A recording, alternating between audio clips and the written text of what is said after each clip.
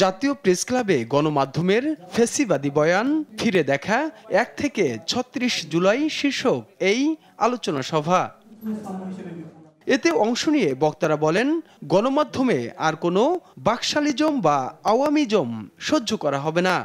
আবার যদি ধূম্রজাল তৈরি করবার চেষ্টা করেন, যেসব গণমাধ্যম করেছেন অতীতে, তারা যদি সেই কাজটি আবার করেন, তাহলে তাদের বিরুদ্ধে আমাদের ব্যবস্থা নিতেই হবে। বাংলাদেশের গণমাধ্যম এখনো ফ্যাসিবাদের দোষরদের হাতে, বাংলাদেশের গণমাধ্যম এখনো পরাধীন। জার্নালিজমের নাম করে ইন্ডিয়ালিজম প্রতিষ্ঠা করার যে ষড়যন্ত্র, এটা আমরা রুখে দেব। প্রধান অতিথির বক্তব্যে প্রধান উপদেষ্টার প্রেস সচিব শফিকুল আলম বলেন, শুধু জুলাই আগস্টই নয়, যেসব গণমাধ্যম গেল ১৭ বছর ধরে সরকারের অপকর্মের পক্ষে বয়ান তৈরি করেছে, তাদের বিষয়ে একটি ডকুমেন্ট তৈরি করতে হবে।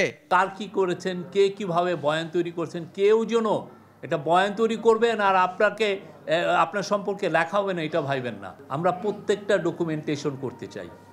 যারা যারা এখানে আমি শুধুমাত্র দেখলাম হচ্ছে টেক্সটের ডকুমেন্টেশন, টেক্সটের বাইরেও তো অনেকগুলো বয়ান তৈরি হয়েছে ইউটিউবে, অনেকগুলো বয়ান তৈরি হয়েছে টক শোতে, আমি নিজে দেখেছি। যেসব সংবাদ মাধ্যম সরকারের ভুল সমালোচনা করবে, তাদেরকেও অন্তর্বর্তী সরকার ধারণ করবে বলে জানান প্রেস সচিব। এমন একটা ইন্ডিপেন্ডেন্ট জার্নালিজম, সে প্রত্যেকটা গভর্নমেন্টকেই যেন কাঠগড়ায় দাঁড় করায়। তাইফুর রহমান তুহিন, দেশ টিভি, ঢাকা।